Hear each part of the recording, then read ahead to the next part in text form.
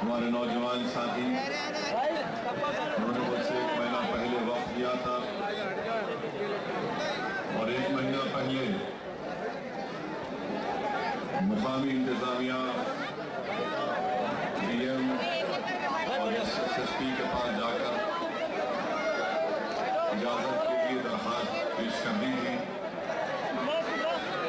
और पिछले 1 महीने से तमाम के तमाम रोज पुलिस स्टेशन को जा रहे थे। एसडीएम सरायडीह के पास, मगर कल ये इत्तला दी गई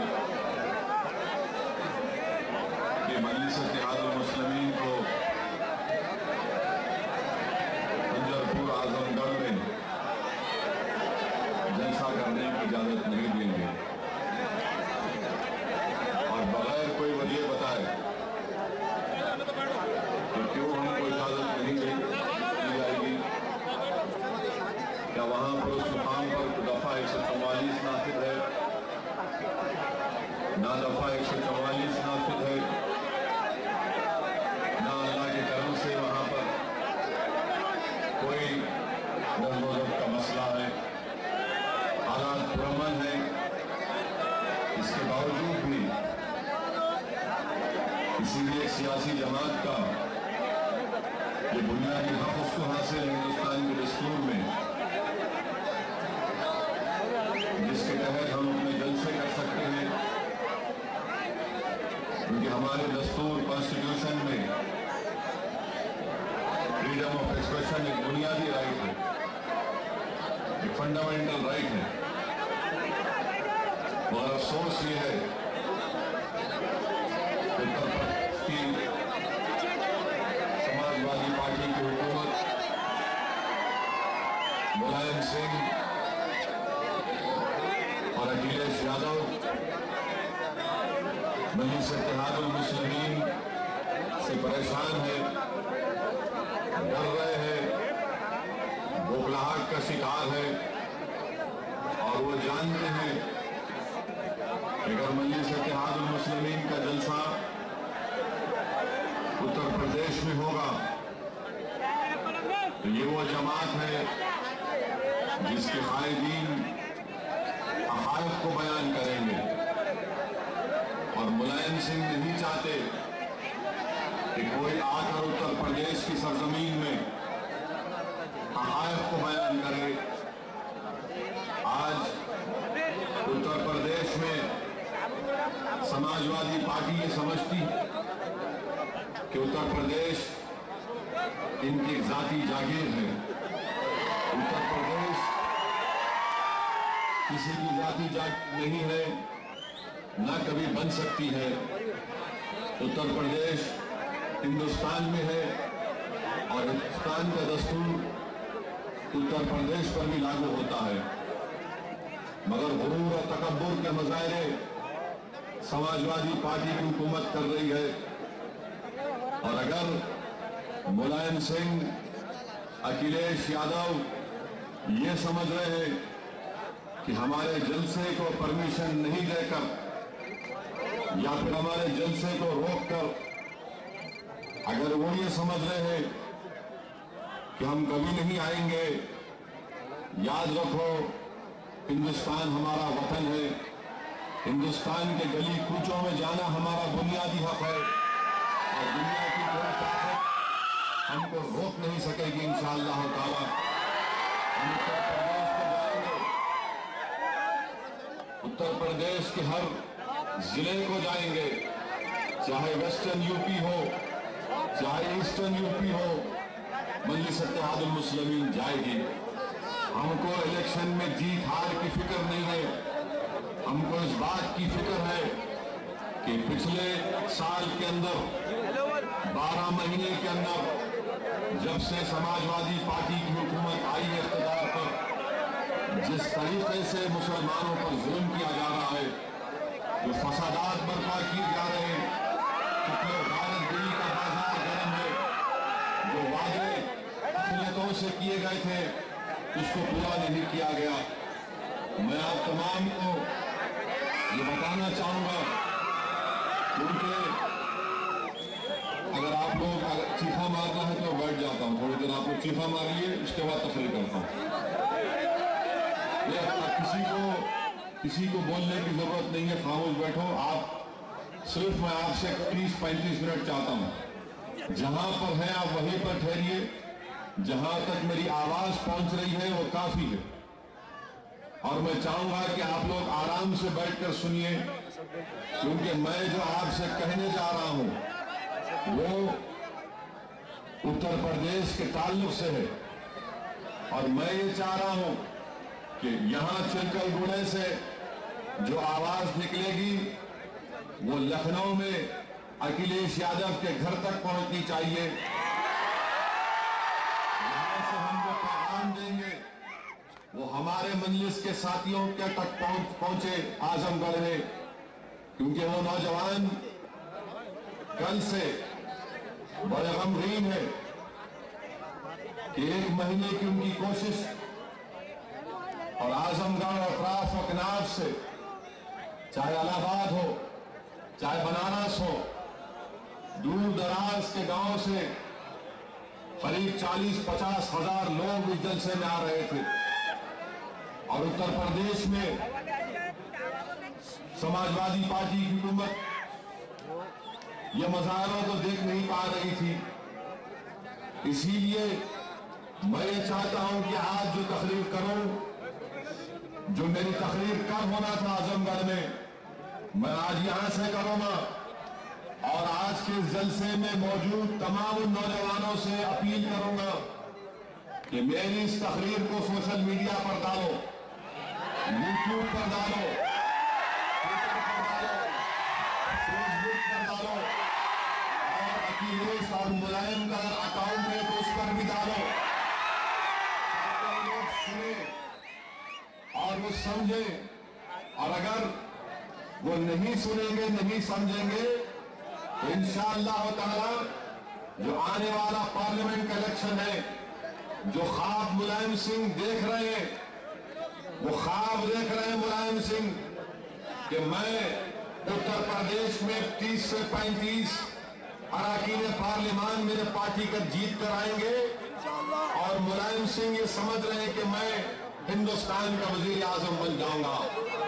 मुलायम सिंह यादव, तुम्हारी पार्टी को बड़ी तकलीफ है कि मैंने जो तकरीर की, जिसमें मैंने कहा था कि कैसे मुजफ्फरनगर में हमारी मां और बहनों की जो इज्जत लूटी गई, और जब मैंने तुम्हारे ताल्लुक से और तुम्हारे फर्जन के ताल्लुक से कहा तो तुम्हारे लोगों को बड़ी मिर्ची लगी। ठीक है, एक बार लगी होगी, मगर याद रखो हम अपने बयान से बाज आने वाले नहीं हैं।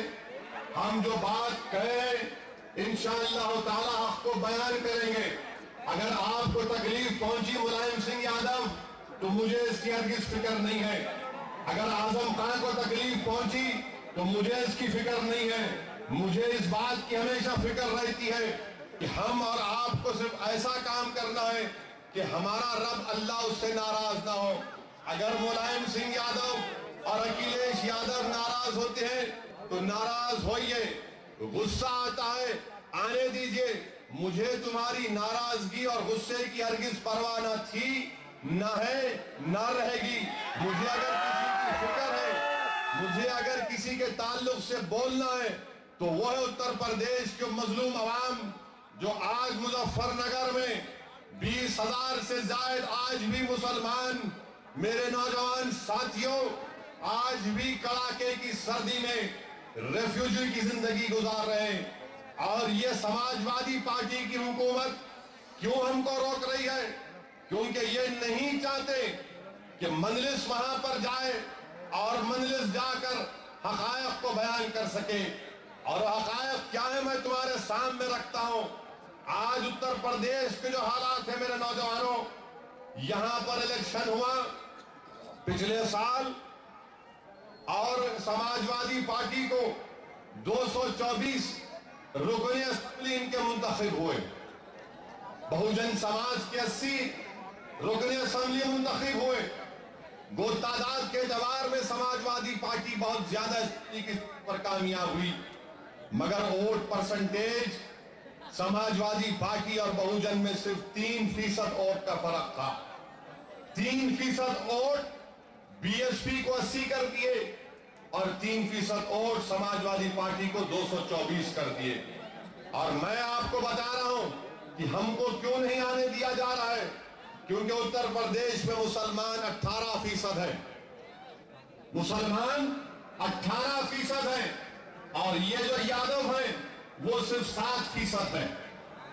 ये 7%, हम 18%। वोट हमारा, राज इनका, वोट हमारा, इख्तिदार इनका, वोट हमारा, ताकत इनकी, जुल्म हम पर, वोट हमारा, हुकूमत इनकी और फसाद हमारे घर पर होता। ये फर्क है। इसलिए जानते हैं मुलायम सिंह कि अगर मजलिस आएगी वहां पर तो 3% वोट नहीं बल्कि मजलिस कम से कम 8 से 9% वोट का फर्क पैदा कर देगी और इनका जो ख्वाब है वजीर आजम बनने का वो चिकना चूर हो जाएगा। तो पहली वजह ये है हमको नहीं आने देने की। दूसरी वजह ये है, दूसरी वजह क्या है कि ये नहीं चाहते कि उत्तर प्रदेश की आवाम को मालूम हो कि वहां पर मुसलमानों का क्या मौक़िफ़ है। सुनो मेरी बात आप कि उत्तर प्रदेश में एक मुस्लिम घराना जो महाना उनका खर्चा होता है, जिसको अंग्रेजी में कहते हैं कि मंथली पर कैपिटा एक्सपेंडिचर, अंग्रेजी में मंथली पर कैपिटा एक्सपेंडिचर, यानी एक घर अपने जरूरियात के ऊपर कितना खर्च करता है। सुनो आप कितना खर्च करते हैं उत्तर प्रदेश में मुसलमान। ये हुकूमत के फिगर्स हैं। 817 रुपये मुसलमान अपने घर में खर्चते उत्तर प्रदेश में। 817 रुपये माना।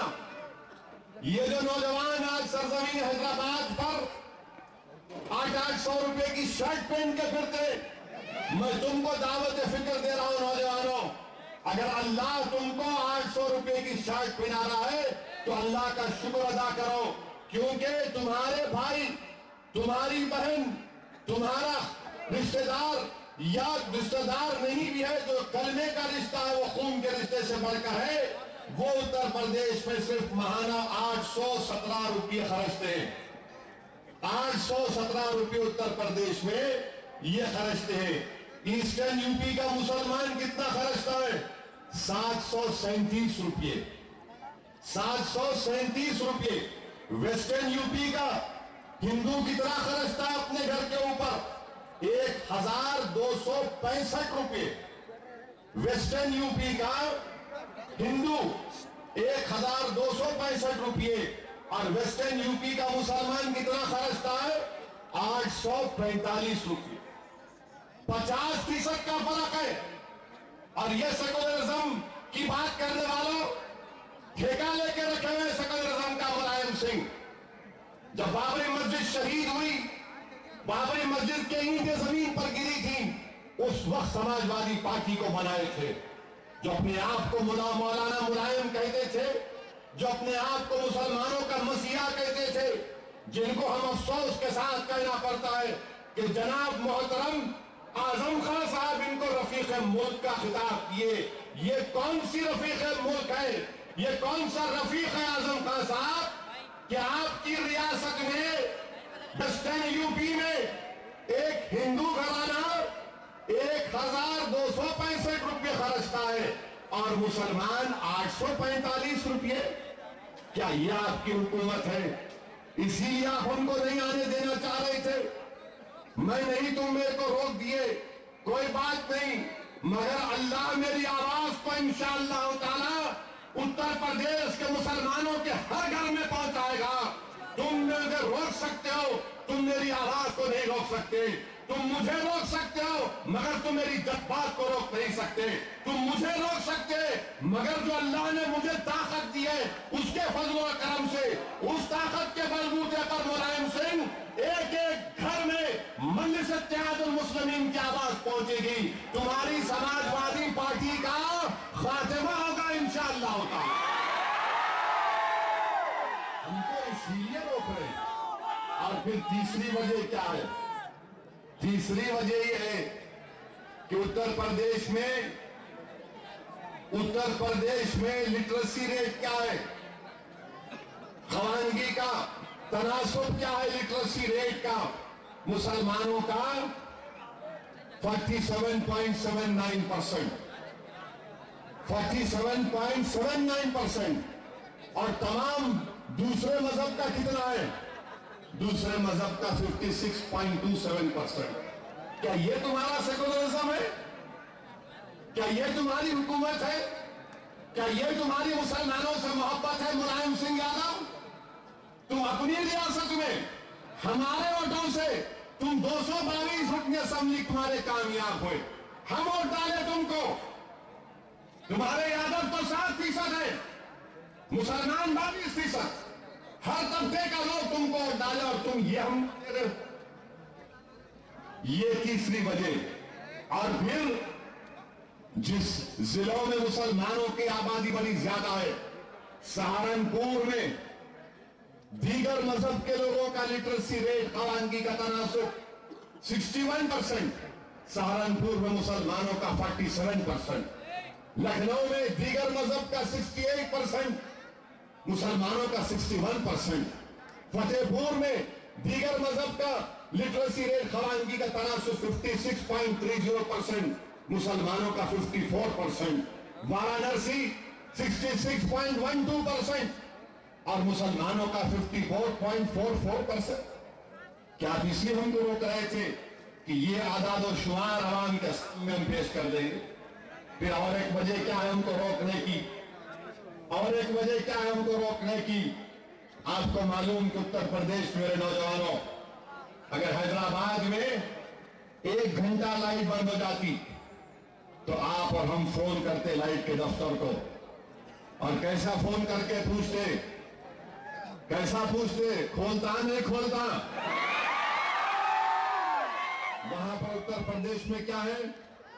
उत्तर प्रदेश में हफ्ते में ठहरिए, सुनिए, नहीं कोई नहीं बैठेगा, आपको खाली आवाज सुनना है मेरी। 6.5 फुट 2 इंच का हूं अभी, और का इतना लंबा है। ढंग से ऊपर आवाज जो पैगाम देना चाह रहा हूं सुनिए, उसका दोबारा मैं ये कहना चाह रहा हूं, बैठ जाइए, बैठ के सुनिए, बैठिए। उत्तर प्रदेश में बरखी 7 दिन में बहुत से इलाकों में, पूरे इलाकों में नहीं, बहुत से इलाकों में सिर्फ 4 दिन आती है, 5 दिन। कितने घंटे? 8 घंटे। 7 दिन में 3 या 4 दिन 8 घंटे लाइट आती, और उसका नतीजा क्या हुआ? जिसको मोहतरम जनाब आजम खान साहब ने मुलायम सिंह यादव को रफीक मुल्क करार दिया। क्या हुआ? लाइट नहीं है, बरखी नहीं है, तो अलीगढ़ में खुफलों का कारोबार हमारा, और अगर खुफलों का कारोबार करना है तो बरखी की जरूरत पड़ती, कारोबार का नुकसान। मुरादाबाद में ब्रास का कारोबार, बरखी नहीं है, कारोबार का नुकसान। सहारनपुर में फर्नीचर का काम है, लाइट नहीं है, हमारा नुकसान। मेरठ में मैकेनिक लाइन में हम है, बरखी नहीं है, हमको नुकसान। फिरोजाबाद में ऐसे बेहतरीन कारीगरी का काम होता है, बरखी नहीं है, हमको नुकसान। कन्नौज, जहां से समाजवादी पार्टी के एमपी है मोहतरमाए, वहां पर हमारा अतर का कारोबार, सारी दुनिया में कन्नौज में अतर का कारोबार, आज वहां पर बरखी नहीं है, हमारा नुकसान। यानी एक सिस्टमैटिक तरीके से जहां जहां हमारे कारोबार थे वहां लाइट नहीं। और मुलायम सिंह यादव साहब का जो गांव है सफाई, वहां पर कितनी लाइट है? लाइट बंदी नहीं होती वहां पर, लाइट बंदी नहीं होती वहां पर। क्या अलीगढ़ में, मुरादाबाद में, फिरोजाबाद में, यहां पर क्यों लाइट बंद हो रही है? आप क्यों नहीं देते हमको बरखी? क्योंकि हम यहां पर कारोबार कर रहे हैं। मेहनत मजदूरी करके अपना पेट भर रहे हैं और यहां पर कोई नहीं है, इसीलिए हमको नहीं आने देना चाह रहे थे। और एक वजह क्या है? और एक वजह यह है कि जब से अखिलेश यादव उत्तर प्रदेश के चीफ मिनिस्टर बने, 13 महीने के अरसे में 13-14 महीने के अरसे में उत्तर प्रदेश में 100 से ज्यादा फरकवाराना फसाद हुए या वाकयात हुए, 100 से ज्यादा। आप बताइए, मैं रिकॉर्ड पेश कर रहा हूं, सुनो। अगर कल आजमगढ़ में रहता तो बोलता था क्या मथुरा, बरेली, फैजाबाद, प्रतापगढ़, गाजियाबाद में तुम्हारे दौरे इख्तियार में अखिलेश यादव साहब 2-2 बार इन जगहों पर फसाद नहीं हुआ? क्या बरेली, संभल, बिजनौर, इलाहाबाद में 2-2 बार फसाद नहीं हुआ? क्या मीरठ में 3 मरतबा फसाद नहीं हुआ? क्या गाजियाबाद में 2 मरतबा फसाद नहीं हुआ? क्या लखनऊ, सुल्तानपुर, बहरेज में, रामदास नगर में, क्या संभल में फसाद नहीं हुआ? क्या अक्टूबर 12, 2012 को क्या फैजाबाद में फसाद नहीं हुआ? और कैसा फसाद हुआ? दुकानें जल रही थी। यही हैदराबाद में फैजाबाद के लोग रहते हैं, अपने रिश्तेदारों से मुझे बात करवाया, तो जिस घर में मैं फोन किया वो मुझसे कह रहा था कि असद साहब सुनो, हमारे घर अतराफ में औरतों की चीखों की आवाज आ रही है, हमारे सामने के घर को जला दिया गया। मैं उत्तर प्रदेश के एक समाजवादी पार्टी के सीनियर लीडर को टेलीफोन किया और उनसे कहा कि गड़बड़ हो रही है। उन्होंने कहा कि नहीं, हमने आज ही आकर लखनऊ में बात कर आए थे। अरे मैं कॉन्फ्रेंस कॉल करके सुनाया, सुनो इस शख्स का एड्रेस लो, इसके घर में इसके बच्चे और बीवी खौफ से पुकार रहे, इसके बाजू का घर जल गया, सामने की मस्जिद में कुरान करीम की बेरुमती हुई, तब जाकर यकीन। क्या वहां पर फसाद नहीं हुआ? और इस जगह पर फैजाबाद में बाबरी मस्जिद की शहादत के बाद भी फसाद नहीं हुआ था, अखिलेश यादव के दौर में फसाद हुआ। गाजियाबाद में सितंबर 12 को 2012 को फसाद नहीं हुआ? पुलिस फायरिंग में क्या 7 मुसलमान नहीं मारे गए?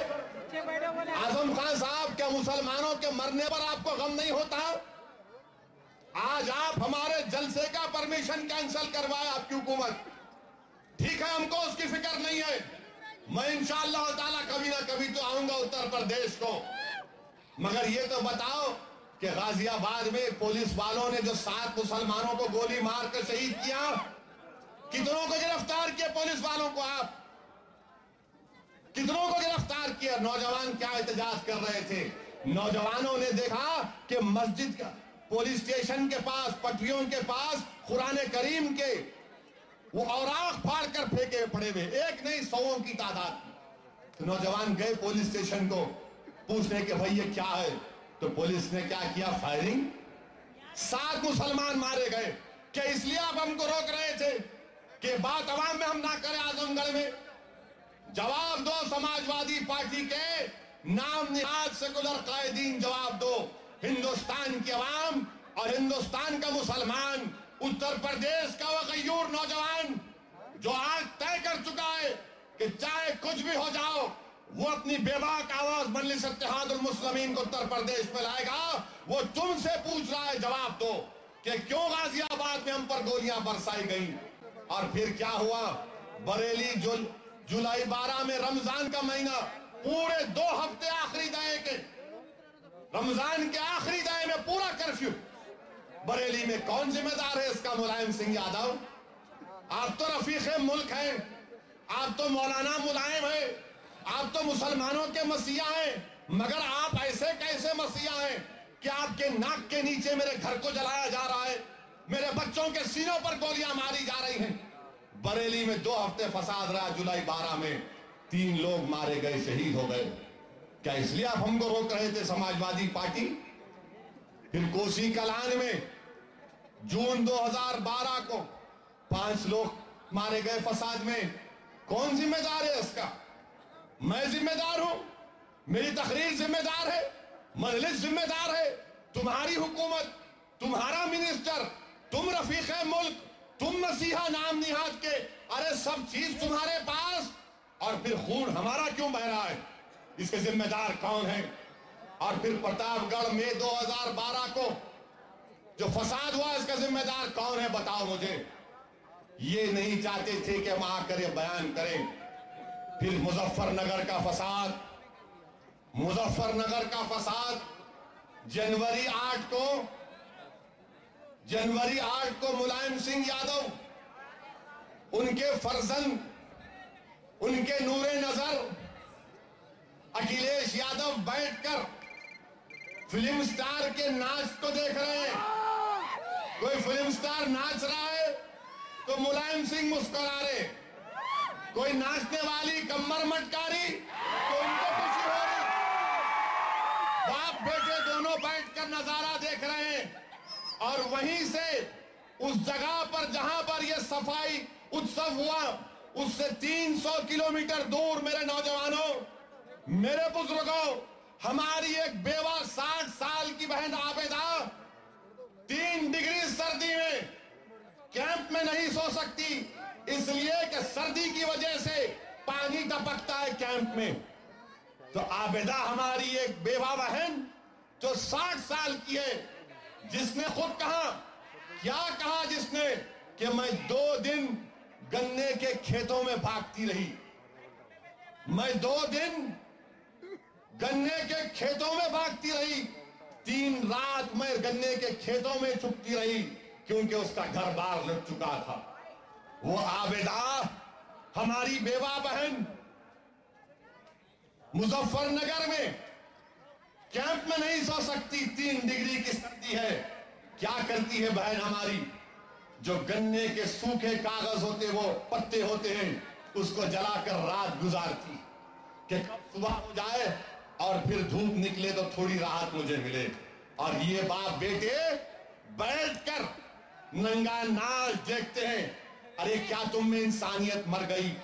कहां गए वो मुलायम सिंह जो 1990 में जब बाबरी मस्जिद को तोड़ने के लिए संघ परिवार जा रहे थे, तो यही मुलायम सिंह उन पर गोलियां चलाए थे। मस्जिद को बचाने के लिए वो एक हरकत उन्होंने की जिसको मुसलमान ने याद की रखा था। आज वही मुलायम सिंह को क्या हो गया? कहां गई ये सब चीजें? बताओ मुझे। बाप बेटे बैठकर नाच देख रहे हैं और हम कैंपों में जिंदगी गुजार रहे हैं। हमारे पास सर्दी से बचने का कोई रास्ता नहीं है, तो गन्ने के सूखे पत्ते जलाते रात रात भर 15,000 मुसलमान उन ओपन ग्राउंडों में, खुले खेतों में रेफ्यूजी की जिंदगी गुजार रहे हैं। और आज अपने आप को आप सेकुलर बोलते हैं।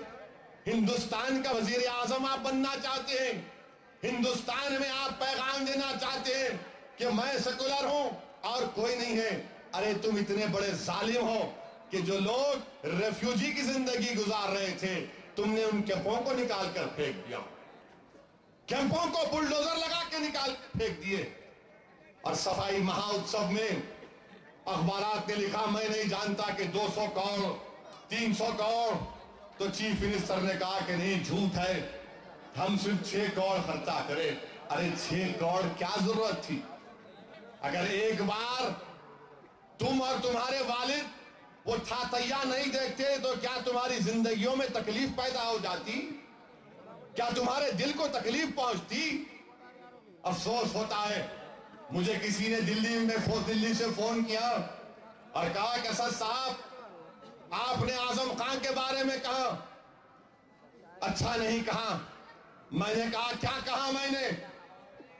आजम खान वहां के जिम्मेदार मिनिस्टर हैं, हम उनके अच्छे कामों की तारीफ भी करते हैं। यकीनन आजम खान ने जौहर यूनिवर्सिटी बनाई, हम उसकी तारीफ करते हैं। पर आजम खान एक इंचार्ज मिनिस्टर है मुजफ्फरनगर के, उनको इंचार्ज मिनिस्ट्री से निकाला गया। अखिलेश यादव ने कहा कि नहीं, आप मुजफ्फरनगर नहीं देखेंगे, तो आजम खान साहब नाराज हो गए, नाराज होकर बैठ गए। मिनिस्ट्री आपसे, डिस्ट्रिक्ट के इंचार्ज आपको छीन लिया गया तो आप नाराज हो गए। यहां पर तो 80,000 मुसलमान बेघर हो गए, डिस्ट्रिक्ट का इंचार्ज आपसे छीन लिए तो आप नाराज हो गए। 70 मुसलमान मारे गए, ऑफिशियली फिगर है। अनऑफिशियली कहते हैं कि 100 की तादाद में मुस्लिम खवातीन की इज्जत लूटी गई। तो आपकी नाराजगी कहां है मुझे बताओ, आपका गुस्सा कहां है मुझे बताओ। अगर मेरी बात से आपको तकलीफ पहुंची तो असदुद्दीन ओवैसी फिर तुमसे कह रहा है ये क्या झूठ है, ये मैं जो कह रहा हूं झूठ है। कि आप स्विट्जरलैंड को गए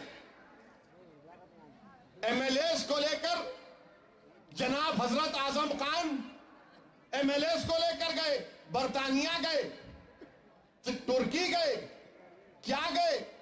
और फिर जब लोगों ने कहा कि लोग मुजफ्फरनगर में मर रहे हैं मुसलमान, तो मौसूफ ने कह दिया, हमारे भाई ने, हमारे बड़े हैं, उन्होंने कह दिया कि दुश्मन है मुसलमान, इस डेलीगेशन को लीड कर रहा है तो दुश्मनी कर रहे हैं। ये कैसा मिजाज है आपका कि आपका कलमा गो भाई और बहन तड़प तड़प कर सर्दी में तड़प रहे हैं। बच्चे जान दे दिए, 45 बच्चे, छोटे बच्चे मर गए नौजवानों।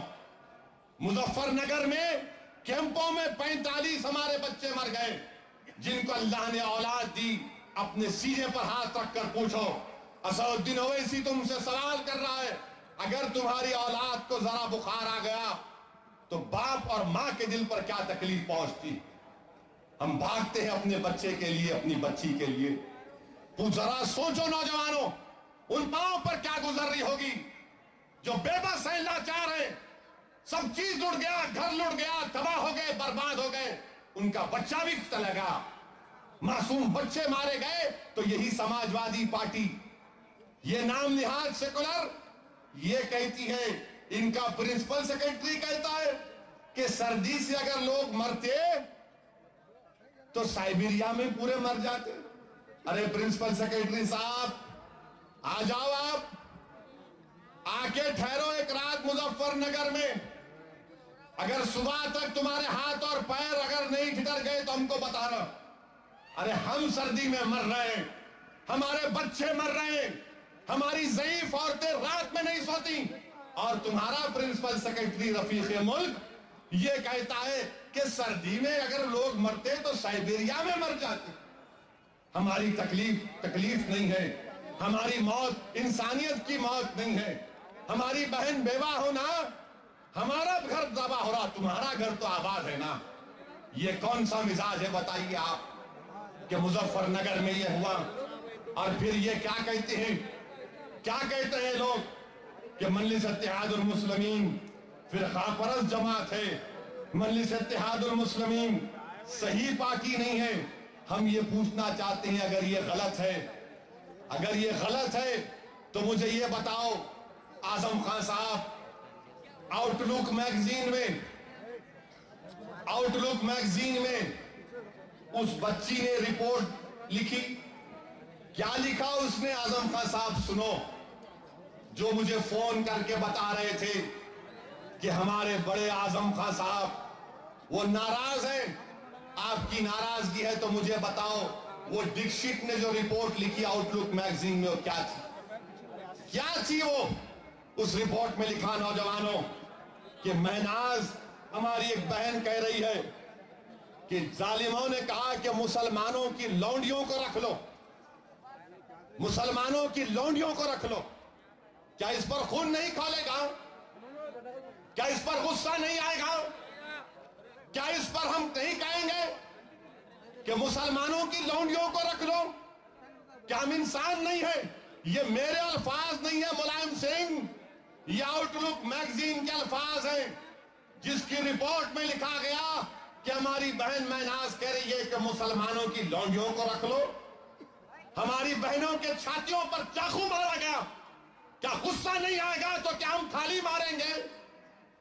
बताओ मुझे मुलायम सिंह, अगर मेरी तकरीर पर तुम इतना आग पे गोला हो गए कि परमिशन नहीं देंगे, तो मैं दोबारा कह रहा हूं, सुनो मेरी बात को, कि हमारी माओ की इज्जत लुटेगी तो तुम खामोश रहोगे, और तुम्हारे बारे में बोलेंगे तो तुमको गुस्सा आएगा। ये कौन सा इंसाफ है मुझे बताओ। और फिर इस रिपोर्ट में क्या कहा गया कि हमारी रिपोर्ट हमारी बहन रुबीना कह रही है, क्या कह रही हमारी बहन, कि ढोल बजा रहे थे, हमारी बहन की इज्जत लूट रहे थे और ढोल बज रहा था, हिंदी पिक्चर के गाने चल रहे थे। ये मैं नहीं कह रहा हूं, ये आउटलुक मैगजीन कह रही है। क्या ये भी झूठ है कि क्या कहा हमारी एक बहन ने, साबरा ने, इसके दो तीन बेटियां थे, साबरा के सामने एक बेटी को बरहना किया गया, मां के सामने उसकी बेटी की अजमत, इस इज्जत लूटे। साबरा के सामने दूसरी बच्ची को मारे लकड़ी से, नाजुक हिस्सों पर मार के जख्मी किए, फिर दोनों बच्चियों के सामने मां को बरहना करे। बताओ मुलायम सिंह, तुम कैसे सेकुलर हो कि तुम्हारी रियासत में, तुम्हारी हुकूमत में ये नजारे हमको देखने पड़ते कि हमारी बहन को, हम की बेटियों को बरहना करके इज्जत लूटी जाती और नंगा करके उनको भगाया गया गन्नों की खेतों में। क्या ये तुम्हारा इंसाफ है समाजवादी पार्टी को मानने वालों? और तुम समझ रहे हो कि उत्तर प्रदेश के 3 करोड़ मुसलमान ये सुनने के बाद तुमको वोट देंगे नहीं। कोई गैरतमंद मुसलमान तुम्हारा साथ नहीं देगा मुलायम सिंह, इंशाअल्लाह। क्योंकि तुम अगर हमारी बहन को बहन नहीं समझते, मुझे पूरा यकीन है कि उत्तर प्रदेश के गैर मुसलमान यकीनन इस बात को देखेंगे कि तुम्हारी हुकूमत में हमारी बच्चों की इज्जत का तहफ्फुज़ नहीं हो सका, हमारी 60 साल की औरतों की इज्जत लूटी गई।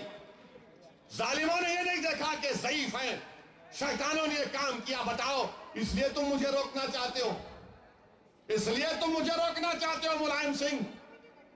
यह काम यह आउटलुक मैगजीन में लिखा गया, क्या क्या दास्तान बयान करूं, कौन सी बात तुम्हारे सामने रखूं? सारी दुनिया कह रही है तो मुलायम सिंह बोलते कि नहीं, जो कैंप में रह रहे वो तमाम के तमाम साजिशी हैं, वो तमाम के तमाम साजिशी हैं, वो सियासी दुश्मन है तुम्हारे। मुसलमान अगर तड़पेगा तो सियासी दुश्मन, और वोट की जरूरत पड़ेगी मुलायम सिंह तुमको तो हम तुमको नजर आते। आज वक्त आ चुका है उत्तर प्रदेश में कि जो सरजमीन दखन पर सियासी तौर पर हमने जो रेनेसांस किया, निशाते सानिया क्या, उत्तर प्रदेश में एक नया निशाते सानिया होगा इंशाअल्लाह ताला। उत्तर प्रदेश में एक नई आवाज उभरेगी मजलिस इत्तेहादुल मुस्लिमीन के रूप में। उत्तर प्रदेश के घर घर में मजलिस इत्तेहादुल मुस्लिमीन का परचम लहराएगा। और मुलायम सिंह, ये कौन सा इंसाफ है तुम्हारा कि तुम विजारत उज़्मा के उम्मीदवार, तुम्हारी रियासत में मोदी तकरीर कर सकता और मैं तकरीर नहीं कर सकता हूं? नरेंद्र मोदी तकरीर करेगा और हम नहीं कर सकते? आपका उनका क्या रिश्ता है, जरा ये तो बताओ। कौन सा रिश्ता है ये तो बताओ। आखिर इतनी मोहब्बत आप में उसमें कैसे पैदा हो गई? और आप बोल रहे, समाजवादी पार्टी के लीडर बोल रहे कि मैं उत्तर प्रदेश को गुजरात बनने नहीं दूंगा। अरे गुजरात तो मुजफ्फरनगर बन गया ना, मुजफ्फरनगर तो गुजरात बन गया ना, मुजफ्फरनगर तो अहमदाबाद बन गया ना, मुजफ्फरनगर तो नरोटा पाटिया बन गया ना। आप कौन सी गुजरात की बात कर रहे मुलायम सिंह? आप बोलते कि मैं रोकूंगा मोदी को, नहीं, आप नहीं रोक सकते। आप तो मिले हुए हैं, आप में और मोदी में मैच फिक्सिंग है। आप में और मोदी में चोली दामन का साथ है, आपका और मोदी का। नूरा कुश्ती कर रहे हैं, अंग्रेजी में क्या बोलते, फुटसी खेल रहे हैं आप और मोदी।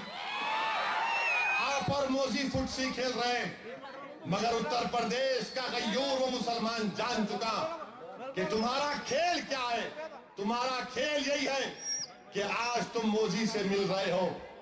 एक तरफ पिछले साल वो यात्रा शुरू करने के लिए बोले, आपको याद दिला रहा हूं कि पिछले साल 2012 में अक्टूबर में, सितंबर के आखिर अक्टूबर में, क्या अशोक सिंघल, ये बड़े बड़े विश्व हिंदू परिषद के लीडर, 90 मिनट की मीटिंग, कितनी देर की मीटिंग, 90 मिनट की मीटिंग, इखलाकी मीटिंग हम समझ सकते हैं कि पानी पिलाए, चाय पिलाए, क्या बैठ के मुगल आजम देख रहे थे? 90 मिनट की मीटिंग, चाय पिलाए, खाना खिलाए तो 10-15 मिनट, समोसा खिलाए तो 90 मिनट आप क्या कर रहे थे बातचीत? ये सितंबर अक्टूबर की बात कर रहा हूं। आज इनका खेल सब सामने आ गया। मेरे अजीज दोस्तों, मैं उत्तर प्रदेश के बारे में इसलिए बयान कर रहा हूं ताकि कम से कम ये जो टीवी के चैनल यहां पर हैं, ये तमाम रूबी 4 टीवी क्या क्या है यहां पर, वर्ष, ये तमाम के तमाम की जिम्मेदारी इनकी भी बनती है कि रिकॉर्डिंग करना और मुलायम सिंह के अकाउंट पे डालना, और ये बोल के डालना ये भड़काऊ भाषण दिए थे तुम्हारे बारे में,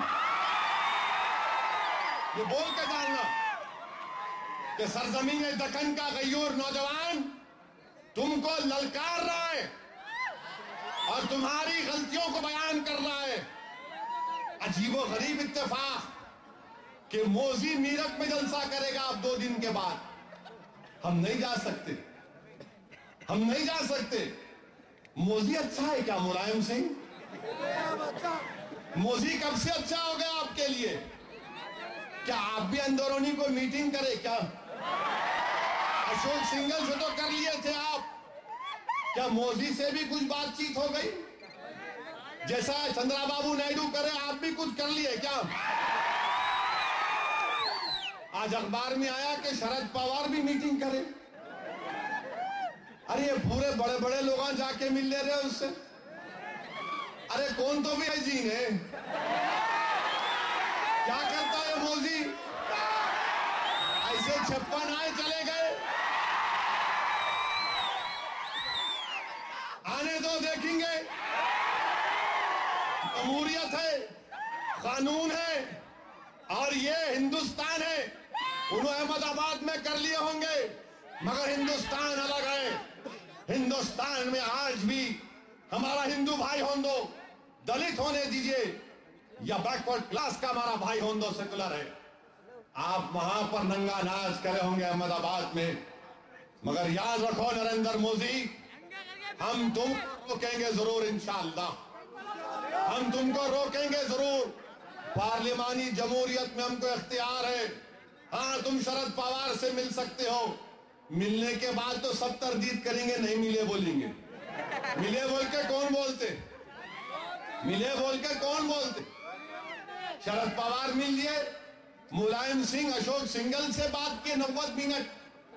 90 मिनट की क्या मीटिंग थी आज तक समझ में नहीं आया मेरे। इतने समोसे कहाँ होंगे बैठ के लोग? 1 2 3 4 5, अरे कितने खाए होंगे ये लोग? पूरी प्लानिंग करें। हमारे हैदराबाद में कहावत है, तू रो ऐसा कर मैं हंसे ऐसा कर। अंग्रेजी की कहावत है, you scratch my back I scratch your back. तू मेरी पीठ खुजा मैं तेरी पीठ खुजा दूं। इन लोगों को क्या खुजली की बीमारी हो गई? समाजवादी पार्टी और नरेंद्र मोदी को कौन कौन सी चीजें लग रही हैं? पाउडर हमारे पास है, दवा भी हमारे पास है, और वो दवा हिंदुस्तान का सेकुलरिज्म है। वो पाउडर क्या है? वो हिंदुस्तान का तमाम अटूट इत्तेहाद है। वो हम वो पाउडर लगाएंगे तुम्हारे पे, लगाएंगे पाउडर। बड़े मेकअप करके आ रहे, इन्हों जलसा कर रहे, उन्हों जलसा कर रहे। नरेंद्र मोदी बोल रहा कि मैं जहां जाता हूं बाप बेटे मेरे पीछे पड़ जाते। तो सुन लो मोदी, बाप बेटे के खिलाफ भी पढ़ेंगे और तेरे खिलाफ भी हम पढ़ेंगे। अजीज दोस्तों, और फिर हमारे खिलाफ क्या है आपको मालूम कि अगर हम वहां गए तो क्या बोलने वाला था मैं? ये जो रिकॉर्ड आपके सामने रख रहा हूं, आजमगढ़ में, मोहम्मदपुर, मिर्जापुर और साथियों में जगह 3 जगह है इलाके। आजमगढ़ डिस्ट्रिक्ट में इन जगहों पर मरकजी हुकूमत ने उत्तर प्रदेश की गवर्नमेंट को लिखा कि हम आपको 5 करोड़ रुपए देना चाह रहे हैं तरक्की के काम के लिए।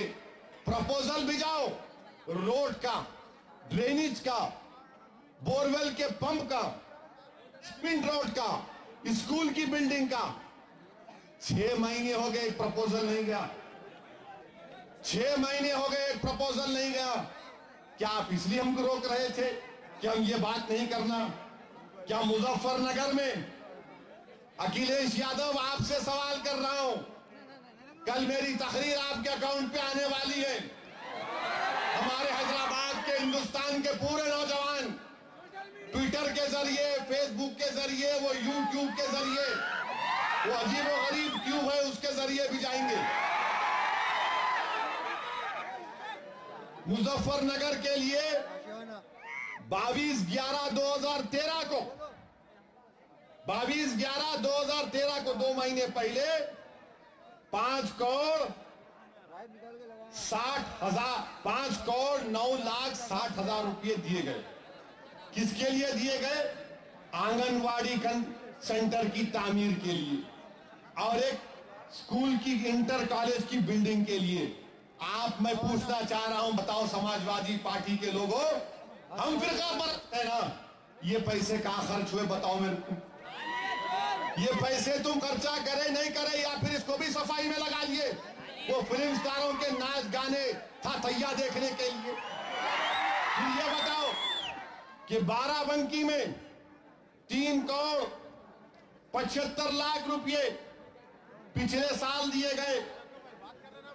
पॉलिटेक्निक बच्चियों का जैदपुर में और एक आंगनवाड़ी सेंटर के लिए ये पैसा आप इस्तेमाल करें नहीं करें बताओ मुझे अखिलेश यादव। फिर मरकजी हुकूमत ने तुमको बहरेच डिस्ट्रिक्ट में 10 करोड़ 55 लाख रुपए दिए। किसके लिए दिए? वाटर सप्लाई, ग्राम पंचायत लालपुर जलालपुर में गवर्नमेंट गर्ल्स इंटर कॉलेज बनाने के लिए, बशियापट्टी में वाटर सप्लाई, ग्राम हरचंडा में वाटर सप्लाई, ग्राम सहसलामपुर में गवर्नमेंट गर्ल्स कॉलेज बनाने के लिए गुरगुट्टा में। क्या आप ये पैसों का कैसे इस्तेमाल करें, जवाब दो। फिर नवाबगंज ब्लॉक में पानी की स्कीम, पंचायत बनासाकी में पानी की स्कीम, पंचायत चौगरावा में पानी की स्कीम, पंचायत मकोलिया में पानी की स्कीम, अम्मा मौली में। ये पैसे क्या आप खा लिए बनाए? क्या ये आपके गारत के गले में चले गए? फकरपुर ब्लॉक, तेजवापुर ब्लॉक में पानी की स्कीम, इंटर कॉलेज की बिल्डिंग। ये सवालात मैं करने जा रहा था तुमसे, तुम जवाब इसका नहीं दे सकते। ये सवालात पूछते जा रहा था मैं तुमसे कि ये पैसे तुम्हारे पास जो मरकजी हुकूमत से आए, मुरादाबाद जहां पर हमारा भाई अजहरुद्दीन एमपी है, वहां पर 17 करोड़ रुपए दिए गए। कब दिए गए? सितंबर 2013 में। किसके लिए दिए गए 17 करोड़ रुपए?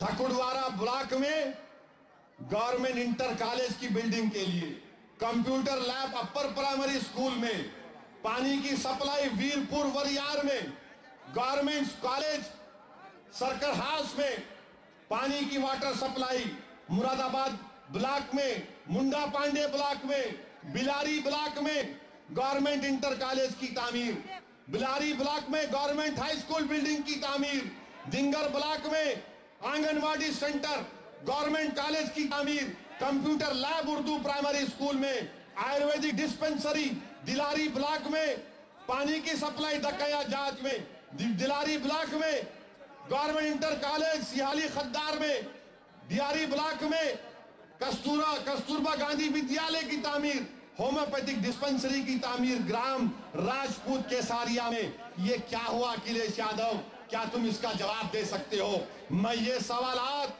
ये अवाम के सामने रखने आ रहा था तो उत्तर प्रदेश की हुकूमत ने कहा कि नहीं आप नहीं आ सकते। अब आप बताइए मैं क्या बोलने जा रहा था? मैं चिलकलगुड़े के जलसे से उत्तर प्रदेश के मेरे भाई और बहनों से पूछना चाह रहा हूं। मैं ये बताने आ रहा था आपसे, मैं आपका गम बांटने आ रहा था। मैं आपकी आंखों से जो आंसू बह रहे उसको महसूस करने आ रहा था। मैं मुजफ्फरनगर में जो हमारी बहनों की इज्जत लूटी, जो तुम्हारे सीने में तकलीफ है उसको महसूस करने के लिए आ रहा था। और क्यों नहीं तकलीफ होगी सरजमीन दक्कन पर बसने वाले गयूर नौजवानों को, क्यों नहीं महसूस होगी तकलीफ सारे हिंदुस्तान के मुसलमानों को? इसलिए महसूस होगी क्योंकि रसूलुल्लाह सल्लल्लाहु अलैहि वसल्लम ने इरशाद फरमाया कि मुसलमान एक जिस्म वाहिद की तरह है। मुलायम सिंह, हम एक जिस्म वाहिद की तरह है। अगर मुजफ्फरनगर के मुसलमान के तलवे में कांटा चुभेगा तो हैदराबाद के नौजवान के सीने में तकलीफ महसूस होगी। ये हमारा ईमान है, ये हमारे आका का इरशाद। और क्यों नहीं हम तुमसे मुकाबला करेंगे? हम क्यों नहीं तुमसे मुकाबला करेंगे? मेरे आका की सुन्नत है जालिम से मुकाबला करना। नौजवानों सुनो, जामे निजामिया के एक अजीम सुपूत डॉक्टर हमीदुल्लाह ने अपनी किताब मोहम्मद रसूलुल्लाह सल्लल्लाहु अलैहि वसल्लम में वाक़या लिखते हैं। क्या लिखते हैं कि रसूलुल्लाह सल्लल्लाहु अलैहि वसल्लम का भी बचपना है। अबू लहब ने रसूलुल्लाह सल्लल्लाहु अलैहि वसल्लम के चचा से बहस की अबू जहल ने, और अल्लाह के रसूल सल्लल्लाहु अलैहि वसल्लम के चचा को ढकेल दिया और उनके सीने पर बैठ गया। रसूलुल्लाह सल्लल्लाहु अलैहि वसल्लम अभी बचपने में, रसूलुल्लाह सल्लल्लाहु अलैहि वसल्लम ने जब इस नाइंसाफी को देखा, बचपना है मेरे आका का, अगर इस जलसे में कोई बच्चे हैं तो तुम्हारे लिए मेरा पैगाम है। अगर मेरी आवाज मुजफ्फरनगर के मासूम बच्चों को पहुंच रही है तो मेरा पैगाम तुम्हारे लिए है मेरे बच्चों। अगर मेरी आवाज वो आजमगढ़ के गयूर और बहादुर नौजवानों को पहुंच रही है तो ये पैगाम तुम्हारे लिए भी है। ये आका की सुन्नत है कि अल्लाह के रसूल का बचपना है, दौड़ते हुए आए और उसको ढकेल दिया उसको कि कैसे तू ये हरकत कर रहा है। ये हमको मिजाज दिया गया। यह आका की सुन्नत है कि अगर कोई जालिम किसी पर जुल्म कर रहा है तो दौड़ो नौजवानों उसकी मदद के लिए, दौड़ो उसकी मदद के लिए। ये रसूलुल्लाह सल्लल्लाहु अलैहि वसल्लम का सुन्नत है। और आका अभी बचपने में डॉक्टर हमीदुल्लाह लिखते हैं कि बमुश्किल रसूलुल्लाह सल्लल्लाहु अलैहि वसल्लम की उम्र ज्यादा नहीं थी। अगर हम मदद को जाते हैं तो तकलीफ, मुजफ्फरनगर जाना चाहते हैं तो नहीं आना, अलीगढ़ को जाना चाहते हैं तो नहीं आना। अजीब और गरीब सेकुलर गवर्नमेंट है। महाराष्ट्र को जाना चाहते हैं तो मुमरा को नहीं आना। अरे क्या ये मुल्क तुम्हारे बाप का है? मेरा नहीं है। मैं यह मुल्क का शहरी नहीं हूं। क्या तुम मालिक है, मैं किराएदार हूं? क्या तुम मेरे आका, मैं तुम्हारा गुलाम हूं? अरे सुन लो मुलायम सिंह, सुन लो अखिलेश यादव, तुम हमारे आका नहीं हो सकते, तुम हमारे मालिक नहीं हो सकते। हमारे आका और हमारा मालिक तो मदीने का आका है, वो हमारा वो सब गुम्बद का मक्की हमारा आका है।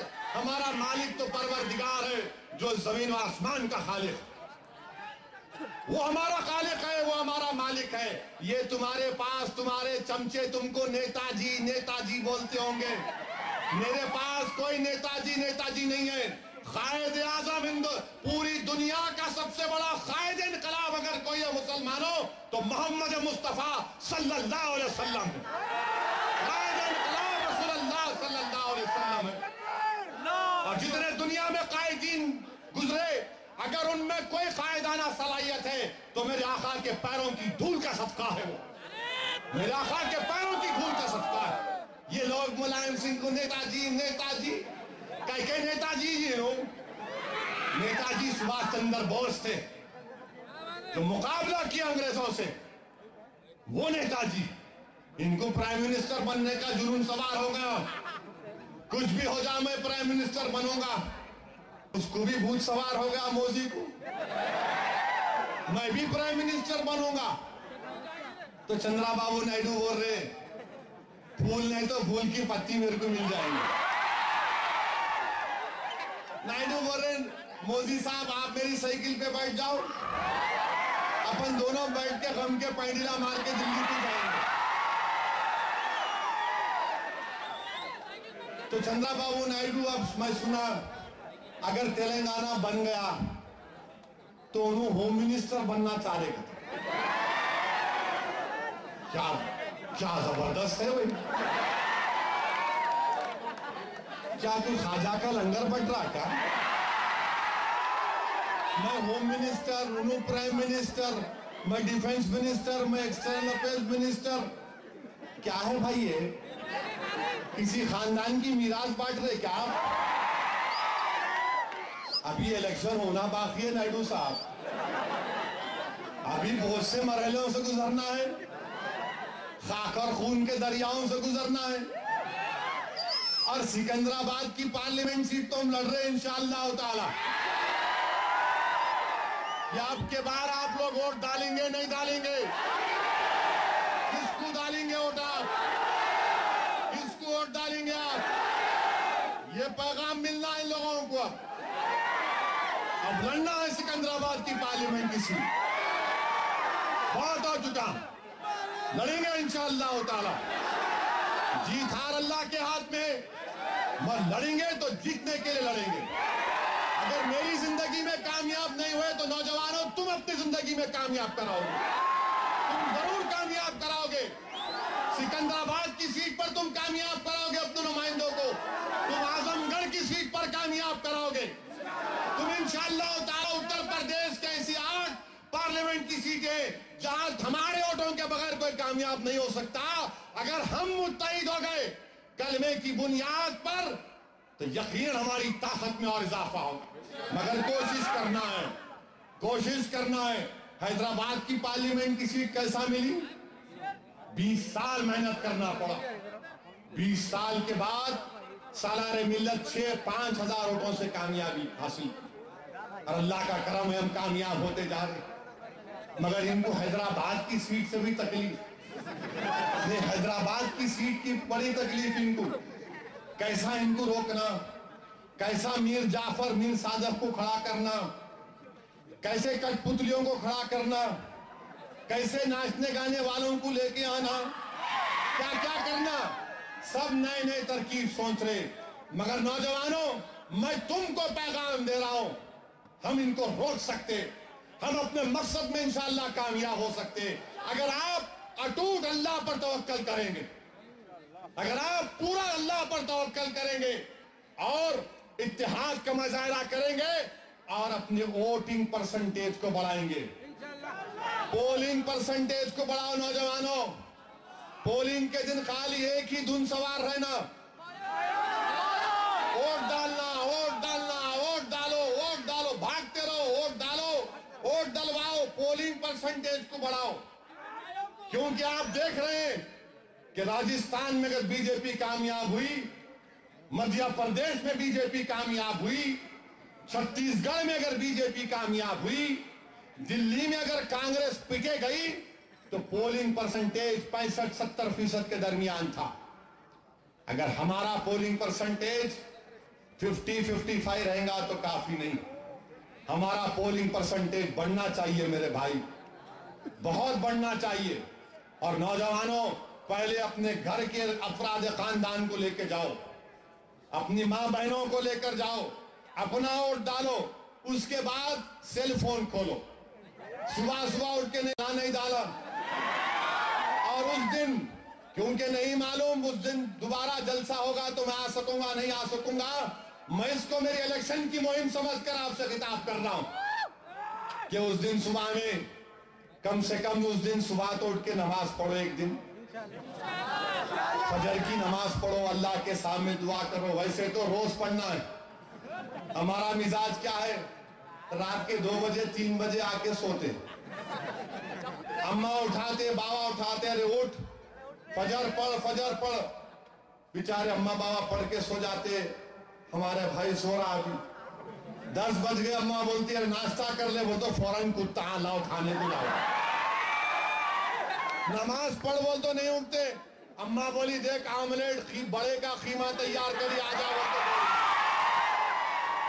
ये क्या मिजाज है? तुमको बड़े से मोहब्बत है और जो सबसे बड़ा है उससे ही मोहब्बत करो। वो अल्लाह है, वो अल्लाह सबसे बड़ा है, याद रखो। वही हर चीज देने वाला है। नौजवानों, जिस दिन तुम नमाजों की पाबंदी कर लोगे नौजवानों, दुनिया में इनकलाब पैदा हो जाएगा। नौजवानों, तुमने देख लिया, तुमने एक चीज में तुम कामयाब हुए तो किसी का कितों का नुकसान हो गया, करोड़ों का नुकसान हो गया। तुम बोले हट, नहीं देखते, जाए तेरे को। क्या किया आपने? नहीं देखते, बोले आपने काम। इन बुराई के अड्डों पे नहीं जाएंगे हम इन गंदे चीजों को नहीं देखेंगे, हम ये नाचने गाने वालों पर पैसा नहीं खर्चा करेंगे, क्योंकि हम रसूलुल्लाह सल्लल्लाहु अलैहि वसल्लम के गुलामों के गुलाम हैं। ये हमारे हीरो नहीं हो सकते। उलमा हमारे हीरो हैं, अहलुल्लाह हमारे हीरो हैं, अहले दिल हमारे हीरो हैं।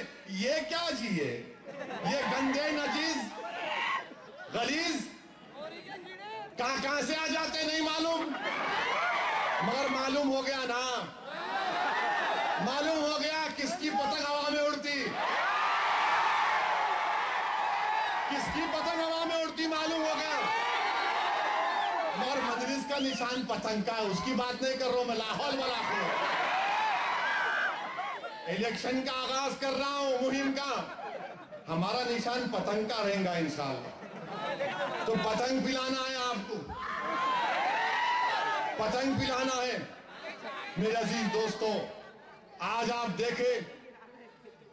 देखे कि तेलंगाना के ताल्लुक से बिल हो गया, असेंबली में नामंजूर कर दिए। अब पार्लियामेंट में जाएगा, पार्लियामेंट में जाएगा। चीफ मिनिस्टर बोल रहे मैं नहीं आन देता हूं। अजीबा गरीब पार्टी है, दो राय।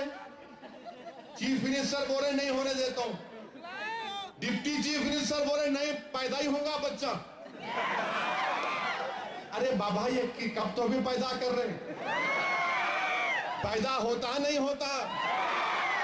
अगर हुआ भी तो क्या उसका हाथ टूटा रहेगा या पैर टूटा रहेगा? हैदराबाद पे कॉम्प्रोमाइज नहीं कर सकते। हैदराबाद हमारा है, हैदराबाद सबका है, मगर दिल तो मेरा है ना। लॉ एंड ऑर्डर गवर्नर के पास हिंदुस्तान का दस्तूर इस बात की इजाजत नहीं देता कि लॉ एंड ऑर्डर गवर्नर के पास रहे। हिंदुस्तान का दस्तूर इस बात की इजाजत नहीं देता कि एक रियासत के शहर का दो कैपिटल, आंध्रा का भी कैपिटल, तेलंगाना का भी कैपिटल। अरे ये कौन सी मिसाल है मेरे भाई? हमारा हैदराबाद तो ऐसा हो गया कि फंस गई रजिया गुंडों में हाल हो गया। उन्हों बोरे नहीं छोड़ते, उन्हों बोरे नहीं छोड़ते। अरे मैं क्या करूं भाई, फिर हम क्या करना? ये तमाशा देख के दोनों बंदरा लड़ रहे। अरे हमारा शहर है भाई ये, हम भी तो कुछ है यहाँ पर। अरे आपका ही बोलेंगे, आपका हमारा, इनका तुम्हारा। अरे इनका तुम्हारा मेरा नहीं, ये हिंदुस्तान का है। मगर हैदराबाद कॉमन कैपिटल कैसा होगा? और फिर हाई कोर्ट नहीं बनाते कहते तेलंगाना की, क्यों नहीं बनाते? बनाओ ना। नहीं, तेलंगाना की का वो हाई कोर्ट बाद में बनाते। नौकरियों का मसला है, यूनियन पब्लिक सर्विस कमीशन, उन्होंने देखेंगे कहते यहाँ की नौकरियां कहीं को देखते भाई, क्यों देखते आप बनाओ यहाँ का स्टेट पब्लिक सर्विस कमीशन। क्या कांग्रेस वालों तुमको इतनी बड़ी बेचैनी है कि कुछ भी हो जाओ, जाके मैं चीफ मिनिस्टर बन जाऊं, गिर के बन जाऊं, दौड़ के बन जाऊं, खींच के बन जाऊं?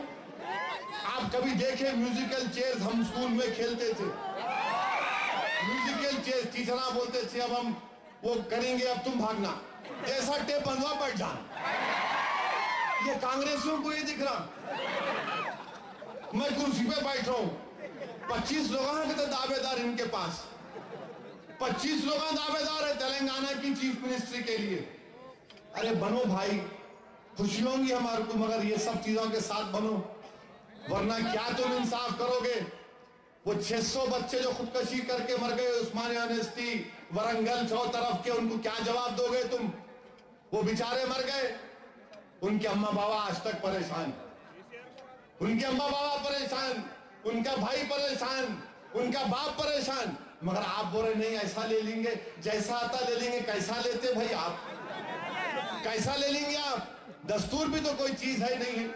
मजलिस ने साफ और वाज़ेह तौर पर कह दिया कि हमको मंजूर नहीं है, हमको मंजूर नहीं है। अगर पार्लियामेंट में ऐसा बिल आएगा तो मजलिस इत्तेहादुल मुस्लिमीन इस बिल के खिलाफ तरमीमात पेश करेगी। मजलिस इत्तेहादुल मुस्लिमीन ऐसा बिल आएगा हम तायद नहीं करेंगे। और मुलायम सिंह, अब मालूम होगा तुम्हारे को, तेलंगाना बना तो उत्तर प्रदेश के 4 टुकड़े, क्योंकि मायावती ने रेजोल्यूशन पास करके भिजा दिया है कि उत्तर प्रदेश को 4 टुकड़े करो। उन्हें शातिर औरत है, वो बहुत काबिल है मायावती। ये पूरे संघ परिवार के बोले अंबेडकर का पुतला लगा रही, अंबेडकर का पुतला लगा रही। अच्छा, दूसरों के लगाना करते, आरएसएस वाले बोलते भारत माता की लगाना, अंबेडकर की नहीं लगाना। क्यों? कि अंबेडकर की लगाने से तकलीफ हो गई। तो मायावती बोली अच्छा अंबेडकर के लगाए तकलीफ होती, अब मैं जो है काशीराम का लगाती हूं। तो संघ परिवार वाले बोले अबा इन्हें काशीराम का लगा दी। फिर उसके पीछे पड़ गए, नहीं इनका लगाना था, गोलवालकर का लगाना था, हेगडेवर का लगाना था, फुना का लगाना था। तो उन्हें बोली अच्छा ये मेरा भी लगा देती हूँ। अब क्या बोलते हैं इन्हों? उन्हें बोली तुम ये बोले मैं ये करी, ऐसा रहना जवाब देने वाले इनको जवाब देना। और मजलिस जो जबान से जवाब देती, मेहनत से जवाब देती, रोड पे आके जवाब देती, पुलिस से लड़के जवाब देती, जेल को जाके जवाब देती, खून बहा के जवाब देती, तो इनको परेशान हो जाते, पसंद नहीं आता, इनको पसंद नहीं आता। इन्हों बोलते हैं ना क्या किस्सा क्या है लोगों का, जबान है AK-47 है, बोले चले जाते हैं। अरे आजमगढ़ को तुम बदनाम किए, आजमगढ़ को दहशतगर्दी के अड्डे बोल के बदनाम किए। वो आजमगढ़ के बच्चे पार्लिमानी जमहूरियत तो मजबूत कर रहे थे, पार्लिमानी जमहूरियत में जलसा कर रहे थे आजमगढ़ के नौजवान। क्या तुम उनको जलसा रोक के तुम क्या मैसेज दे रहे हो उनको? तुम बदनाम कर रहे आजमगढ़ को। आजमगढ़ का एक एक बच्चा हिंदुस्तान से मोहब्बत करने वाला बच्चा, आजमगढ़ का एक एक आलिम हिंदुस्तान से मोहब्बत करने वाला आलिम। वो शिवली की सरजमीन है, वो गद्दारों की सरजमीन नहीं हो सकती आजमगढ़। वो हिंदुस्तान से मोहब्बत करने वालों की सरजमीन। जलसा कर रहे तो आप जलसा करने नहीं दिए। बताओ तुम बदनाम नहीं कर रहे आजमगढ़ को तो कौन कर रहा बदनाम? अब अखबारात में आ रहा, बीजेपी वाले बोल रहे कि नहीं अब भूल जाओ 2002 को, बाबरी मस्जिद की शहादत को भूल जाओ। बीजेपी वाले बोल रहे देखो 2002 में हुआ था, उसके बाद नहीं हुआ। अरे संघ परिवार की चड्डी पहन के नाचने वालों, सुनो, जब यहूदी लोग हिटलर की तारीफ करने वालों को नहीं भूले, अर्जेंटीना ब्राजील में जाकर हिटलर के मिनिस्टर जाके छुप गए थे, 80-80 साल के हो गए थे, तो इजरायली हुकूमत ने उनको अपने एजेंट को भिजाकर मरवाया। 80 साल 90 साल के बुड्ढों को मरवाया। क्यों मरवाया? क्यों उनको गिरफ्तार करवाया? क्यों इंटरनेशनल कोर्ट ऑफ जस्टिस को लेकर गए? क्योंकि ये लोग हिटलर के साथ 10 लाख यहूदियों को गैस के चैम्बर में डाले थे। ये इजराइल ने बदला लिया, इसको भूल जाना। क्यों बांग्लादेश में जमात इस्लामी के वहां के लीडर को फांसी दी गई? 40 साल पहले इल्जाम लगा जमात इस्लामी के लीडर पर कि उन्होंने वहां पर 71 की जंग में बांग्लादेशियों को मरवाया, लूटा करा, तो 40 साल के बाद उनको फांसी दिए। भूल जाना था, भूल जाना था, बोलना था तुम बांग्लादेश को गायब करके छोड़ देना था उनको। फिर तीसरी बात, क्या महात्मा गांधी के कत्ल को भी भूल जाना? नाथूराम गोडसे को भूल जाना? नाथूराम गोडसे की फूल, उसके फोटो पे फूल चढ़ाना, क्या उसकी फोटो को लिख जाके पार्लियामेंट में लगाना नहीं हो गया? भूल जाना क्या है? बाबा कौम पे 3 गोली मारा था उन्हें, वहीं के वहीं वो बेचारे मर गए, उनकी भूल जाना मौत को। ये संघ परिवार, जब हम महात्मा गांधी की मौत को नहीं भूल सकते, जब हम बांग्लादेश में जमात इस्लामी ने जो जुल्म किया उसको सजा मिलती है, आज अखबार में आया कि वहां के एक और सदर को फांसी की सजा मिली, जब दिल्ली में 84 में जो सिखों को मारा गया उसको नहीं भूल सकते, तो गुजरात कैसा भूलना। और याद रखो संघ परिवार वालों, हम मुसलमान हैं, हम मुसलमान हैं। नौजवानों, हम क्यों मुहर्रम में करबला की याद को ताजा करते, हम क्यों मुहर्रम के महीने में इमाम हुसैन की शहादत को याद करते। जब ये भी यजीद भाग गया था ना, यजीद छुड़ गया, भाग गया था, मगर हम क्यों याद मनाते, क्यों याद मनाते? इसलिए याद मनाते कि जालिम को सजा मिले। जालिम मलून है, उसको बोले, उसको मजम्मत करें। और इंसाफ का बुनियादी तकाजा क्या है कि मेरे कातिल को सजा मिलना। मेरे कातिल कौन है, मेरा दुश्मन कौन है, मेरी मस्जिद को शहीद करने वाला कौन है? लाल कृष्ण आडवाणी आज तक सजा नहीं मिली। क्या आडवाणी को हम भूल जाएं? नरेंद्र मोदी गुजरात का चीफ मिनिस्टर और अहमदाबाद की सरजमीन हमारे खून से लाल हुई, उसको सजा नहीं मिलना। अमित शाह को सजा नहीं मिलना, ये तमाम लोगों को सजा नहीं मिलना, भूल जाना क्या? अरे इंसाफ का तकाजा, याद रखो संघ परिवार वालों, इंसाफ जब ही मिलेगा हमको जब तुम लोगों को सजा होगी, तुम्हारे करतूतों की सजा होगी, तब जाकर हमको इंसाफ मिलेगा। बहरहाल मेरे अजीज दोस्तों, जलसे और भी होते रहेंगे। मैं इस जलसे के जरिए हमारे उत्तर प्रदेश के आजमगढ़ के नौजवानों को कह रहा था, और जरा मेरी बात सुन के जाओ कि मैं सलाम करता हूं मजलिस इत्तेहादुल मुस्लिमीन के उन आजमगढ़ के नौजवानों को कि तुम्हारे खुलूस को हम सलाम करते हैं, तुम्हारी मोहब्बत को हम सलाम करते हैं।